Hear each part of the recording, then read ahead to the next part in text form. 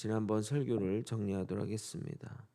모세가 하나님을 막아서며 기도한 장면만 보면 마치 모세가 하나님을 설득하여 하나님이 화를 참으신 것으로 보이지만 그것은 모세의 입장이고 하나님은 그렇지 않습니다.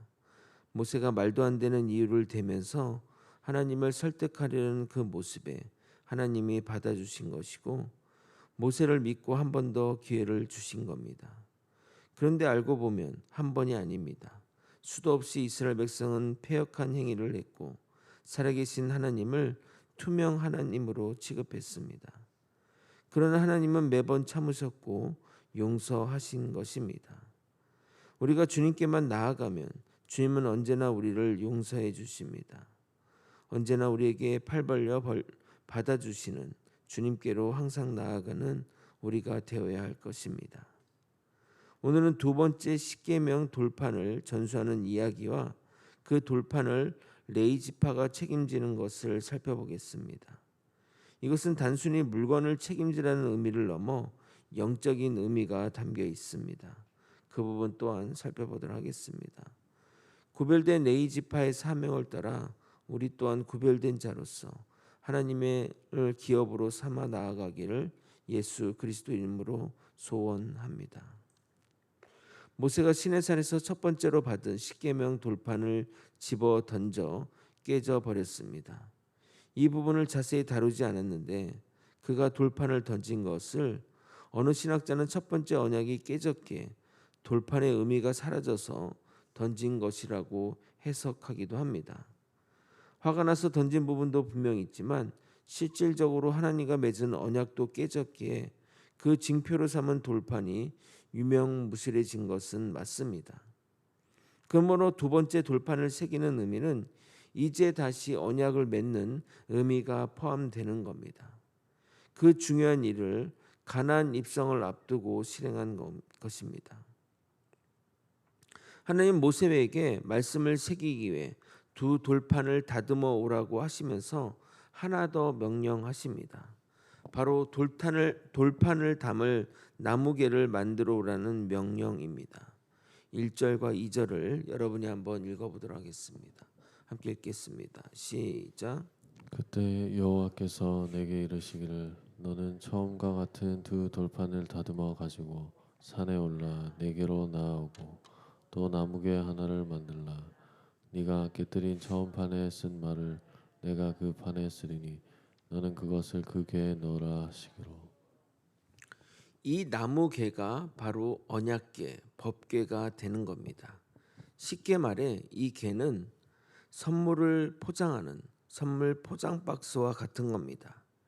이동 중에 돌판만 들고 가면 혹여나 또 깨질 수 있기에 법궤에 넣어 이동하고 이동이 멈추고 성소가 설치되면 법궤가 성소 안에 안치되게 되는 겁니다.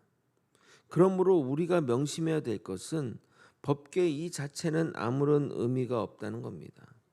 그러나 이스라엘 백성들은 이 법궤가 무슨 대단한 힘이 있는 물건으로 대하며 전쟁 가운데 법궤를 들고 나간 겁니다. 그것을 들고 가면 이길 줄 알고 말입니다.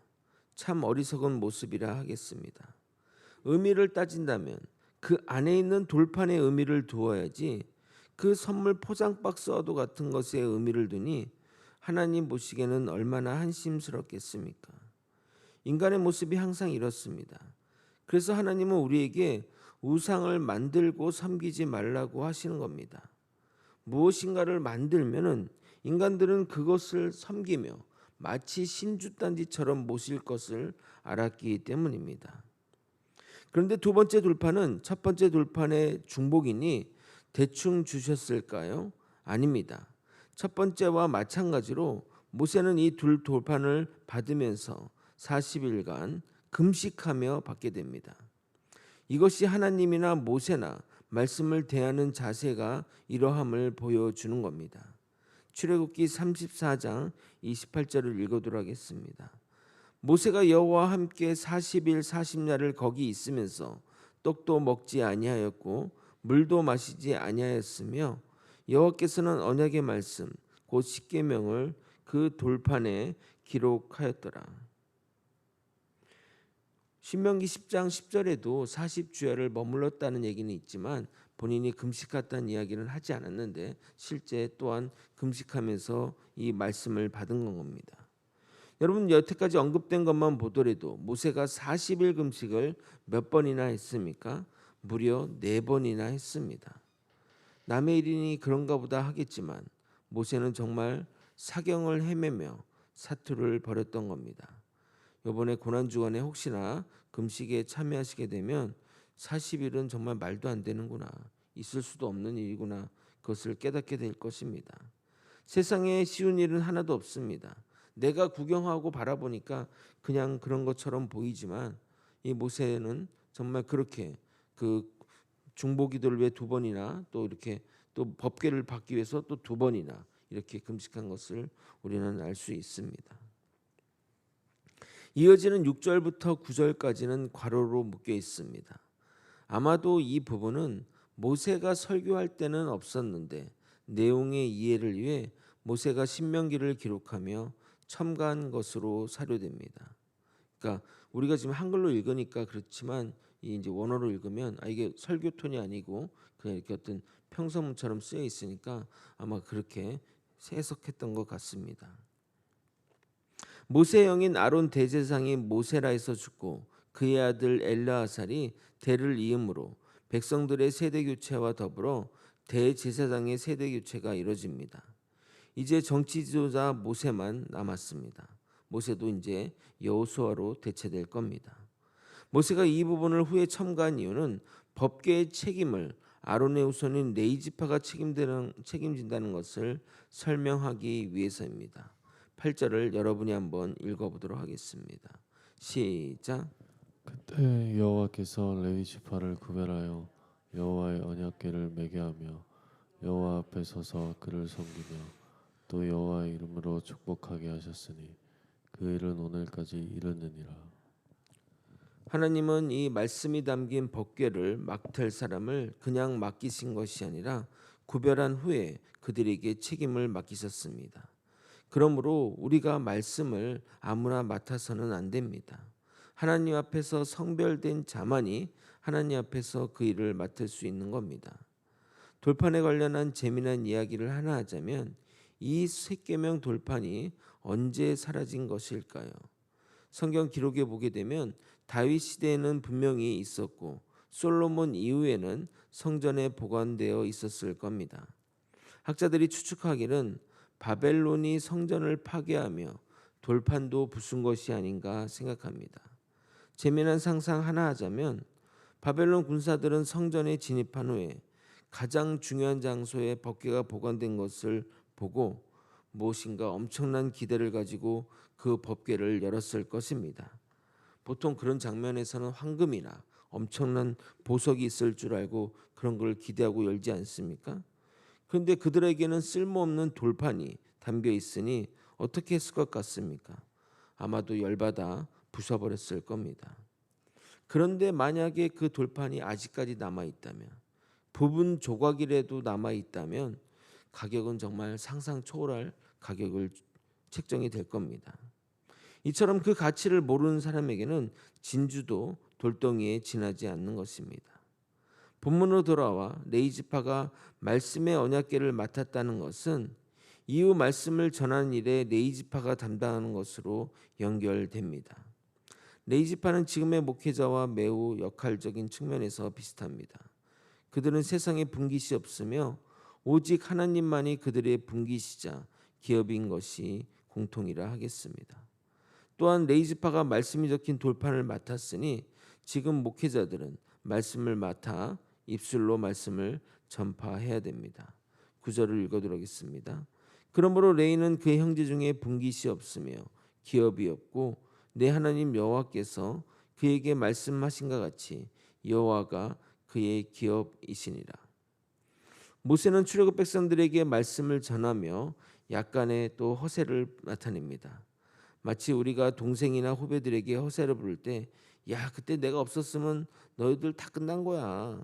너희들 운 좋은 줄 알아. 내가 있었으니 이 정도인 거야. 하는 것처럼 모세는 또 이야기합니다. 10절을 읽어드리겠습니다.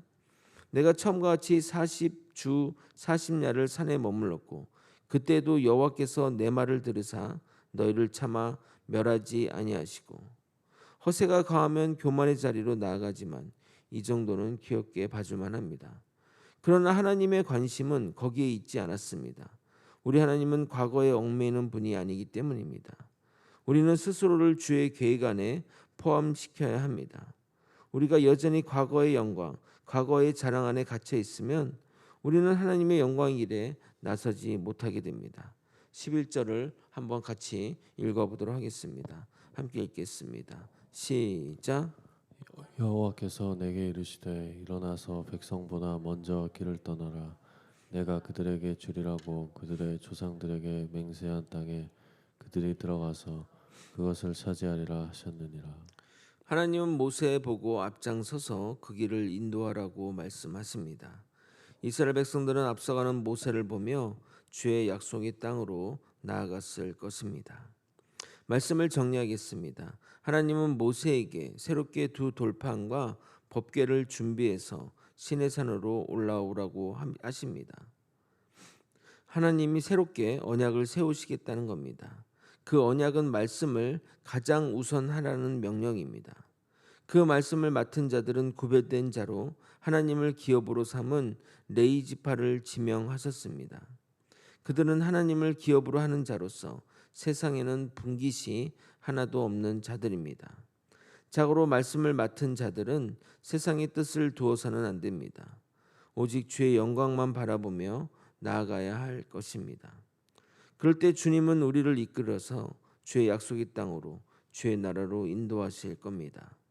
이 믿음, 주님 만나는 그날까지 간직하며 당당히 나아가는 저와 여러분이 되시길 예수 그리스도 이름으로 축원드립니다. 기도하시겠습니다. 하나님이 돌판을 다시 한번 헤어주면서 새로운 언약을 체결하십니다. 그 체결을 통해서 우리가 더욱더 말씀을 어떻게 생각하고 어떻게 받아들이는지 깨닫는 시간이 되게 도와주시옵소서. 우리 또한 말씀을 듣고 또 말씀을 실행하고 말씀을 맡은 자로서 성별을 되어 세상의 뜻을 두기보다는 하나님께 뜻을 두며 살아가는 우리 모두가 될 수 있도록 이끌어 주시옵소서. 이 모든 말씀 예수 그리스도 이름으로 기도드리옵나이다. 아멘.